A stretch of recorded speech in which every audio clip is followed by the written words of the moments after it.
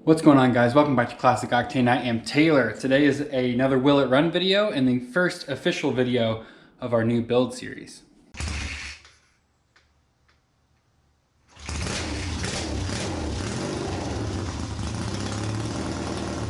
Well, here she is in all of her glory. So this is I think 83 or 84 if I remember correctly, BMW R65. The R65 gets a little bit of hate because some people say that they're a bit underpowered, but really they're about the same weight and power as like a CB550, if I'm not mistaken. So I trust it'll be all right. We're gonna be losing a ton of weight off of this thing, which will definitely help us in that department anyway. But this one is a particularly interesting example. So let me show it to you up close. So at some point in this bike's life, it got a wannabe kind of chopper rebuild, I guess we can call it. So there is this like interesting design tank with like a metal flake on the inside, similar design on the front fender. Of course, we have the big fairing on the front. It came with 2 seats. One of them has already made its trip to the garbage. This one is not far behind. This is a 2-person seat. The other one had this huge kind of wannabe cafe style hump on the back. That was, I mean, like the size of a basketball. It was massive. But the even more interesting thing here is if you can see up close, every bit of this frame has been sparkly blue metal flake. I don't know if it's powder coated or painted, but I mean, the crash bars, the entire frame, the front forks, everything is sparkly blue, which I know is gonna make some of you sad that we're not gonna keep that. The sparkly blue is gonna have to go. But that's what all of those things combined is what makes this a perfect project for what I want to do. The best I can tell, this bike's been sitting for a little over a decade. The registration expired in the beginning of 2010. So it's probably 11, 12-ish years, something like that, was the last time that this bike's on the road. So not quite as long as some of my previous bikes, but it certainly, hasn't been run in a while. The overall condition of the bike is not bad. You can definitely tell it's been sitting. It's got some surface rust on some of the linkage. It's got at least 1 or 2 pretty severe oil leaks. You can see just the time it's been sitting on my workbench. It's left its little mark on there. So it's got a lot to be addressed. This bike is going to end up being completely torn apart. I'm going to pull the engine out of the frame, mainly so we can customize that frame, and also, some of you might be sad, get rid of the blue metal flake. The engine's gonna need to be addressed as far as those oil leaks go. We'll see later today when we get this thing hopefully running, the overall condition of everything else to see if we end up needing to do a rebuild, if we need to do the little seals we did, push rod tube seals we did on the R100 GS. Those are pretty common, especially for bikes that have been sitting for a while. So today is going to be get this thing running and then start to address the overall condition of everything, start to get a build plan together so we can actually get some parts on the way and get this thing going.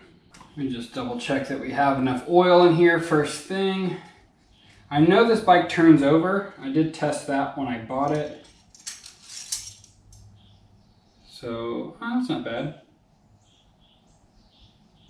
Right up to the full line. Let's just double check it.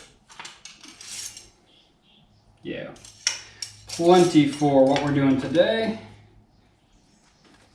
So this bike was definitely messed with at some point. Like the fuel lines are disconnected, the little hoses to the air boxes are not fully put on.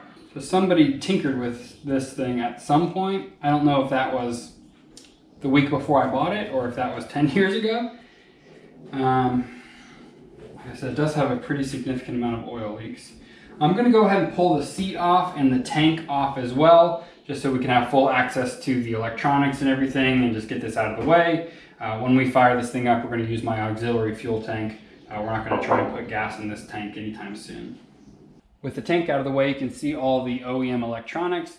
There are a couple of little added accessories. This looks like some sort of phone charger or something like that somebody put in at some point. But the rest of this looks pretty OEM. Truth be told, we're not going to keep any of this. We're going to go to a full Moto Gadget M unit set up for this, but we can at least test it for what we're doing today. So when I pick this bike up, I just turned it over by putting it on the center stand, putting it in gear, and then turning the back tire to make sure the engine turned, just because decade-old wiring, you know, I like to test it nice and slow. So that's what we're gonna do now. I'm gonna hook up my jump box. We can turn the key, look for any magic smoke, make sure none of that's going crazy. We can start to test things like the starter motor, and then we'll get into, you know, if we have spark and all that kind of stuff as well. So let me hook up a jump box and we'll just go kind of circuit by circuit and double check everything before we try and start anything. Jump box is connected. Go ahead and turn this key. Okay, first click. All right, let's see. First click, second click. All right, we have lights on the dash. No magic smoke. No, oh, we got a brake light or a tail light. Okay. It's going to be our kill switch over here.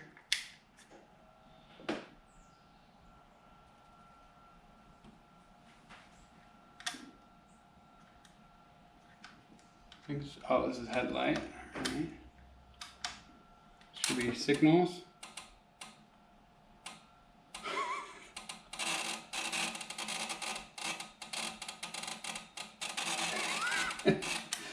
One very angry sounding turn signal relay.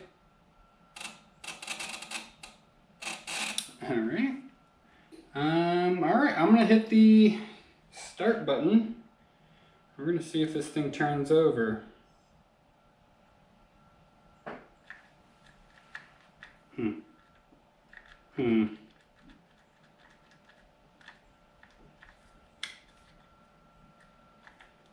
Uh-oh. Might have a clutch switch.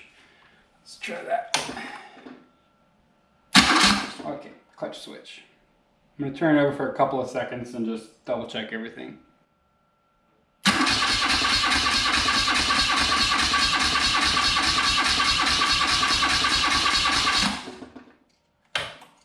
Seemed to turn over pretty easy, but not too easy, if you know what I mean. If it's too easy, it means there's no compression. But if it's too difficult, it could be, you know, struggling, weak starter motor, something like that. I think that sounded pretty good. I didn't hear any major clunking or any issues like that. Do we want to pull a spark plug out and check it, or do we just want to spray some starting fluid in there and see what happens? You know what? Let's just spray some starting fluid. Couple squirts on the left side. I'm going to be pretty impressed if this does anything at all. Kill switch in the middle. Here we go.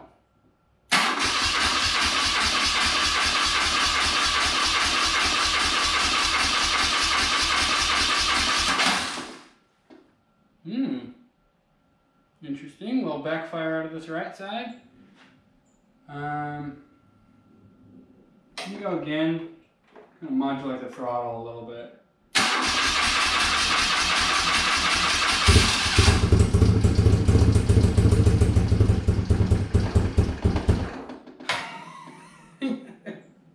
Well, this is about to be the shortest darn will it run video you've ever seen.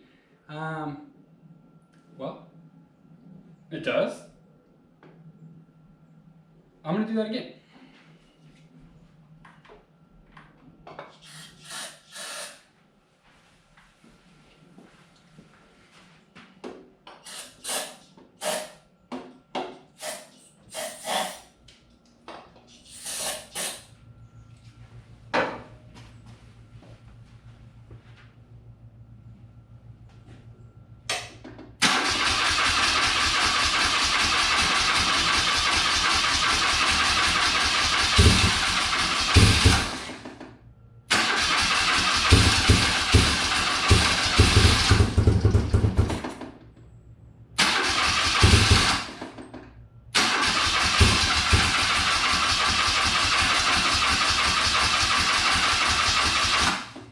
Alright, well, it was enough pops and bangs for us to Let's pull these carbs off and clean them out because I don't really want to run a bunch of junk through there.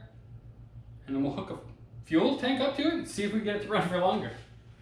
Got the carbs pulled off. Let's see what they look like on the inside. And much like on the R100, I'm probably just going to do a little inspection, quick clean out, and then we'll do a full rebuild. I have rebuild kits and everything, vapor blasting, all that stuff later on. Not terrible. A little bit of gunk in the bottom. Floats are pretty dirty, but everything doesn't look too bad in here. So I'm assuming it's been parked for a good while, and it was parked with no fuel in it. So I've said a million times, the ethanol fuel nowadays gets so gummy in here. So that's not bad. I'm gonna pull the jets out and kind of blow them out with carb cleaner. Let's check this side.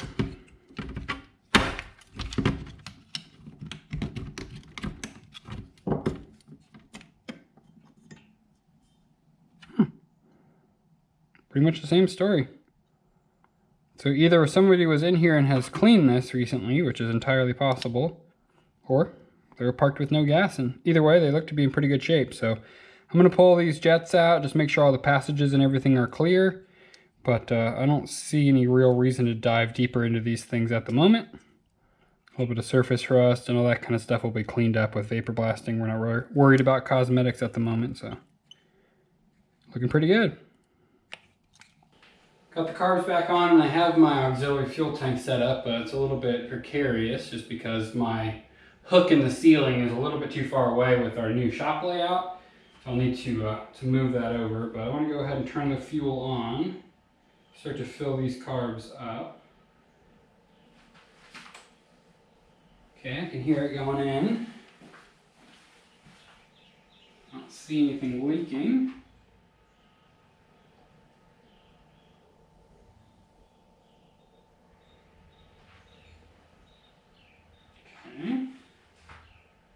Don't have any way to know for sure that it's getting fuel to the other side. There's a little T right here.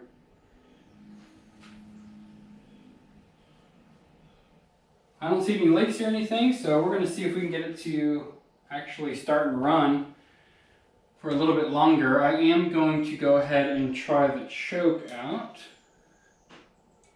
We'll go full choke. Key on. All right, let's see.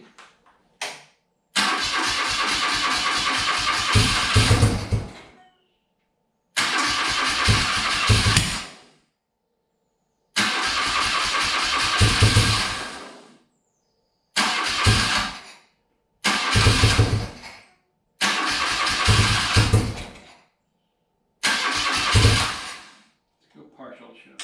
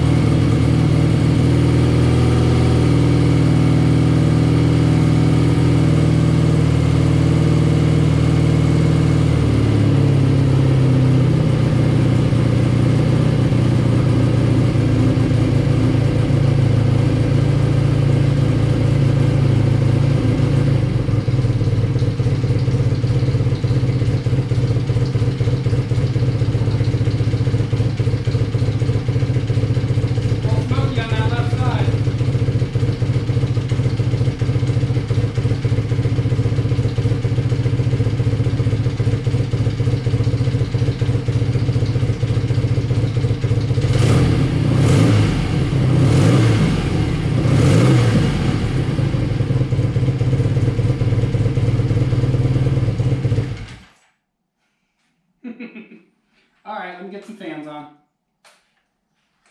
Well, I would say that was a complete success.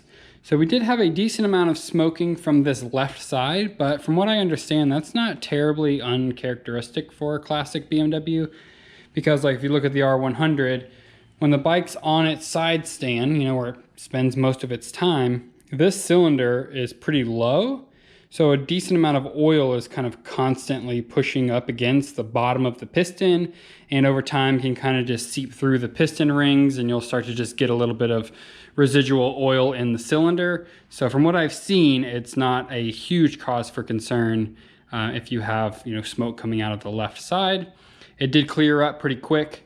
So I don't think it's anything that's like a consistent issue, but something we'll keep an eye on. When I have this engine out, there's a pretty good chance we're going to be pulling these cylinders and everything off anyway, just to double check everything, replace some seals, and make sure it's all 100% good to go. But the fact that it ran and idled and was smooth and, you know, didn't have any crazy clunks or anything is exactly what I was looking for. That's a good sign that we have a good, healthy engine, and that the rest of this bike is worth the monumental task in front of us to make this thing actually cool. Well, that's where I'm going to call it on this one, guys. It could not have been easier. This thing just came right back to life, which is a great sign. I know pretty much every system in this bike does need to be gone through, and that's going to be the plan. This bike, like I said earlier in the video, is going to be completely torn down. The next step for me is actually I'm going to take some pictures of the bike in its current state. And I'm going to kind of Photoshop some different tank styles, some different seats. You know, I'll see how crazy I can get with it with, you know, different exhausts and stuff, and just kind of play around with a rendering of what I want this bike to look like. I'm still trying to figure that out as we go. But the fact that it came back to life is a really, really encouraging sign. So there's going to be a ton of content, obviously, on this bike going forward. I will mix in a bunch of other things along the way, so it's not going to be only this bike for the next, you know, couple months, but it will be a big focus for a lot of my attention. So I appreciate you guys watching as always. I hope you stick around for this build, and I'll see you guys in the next video.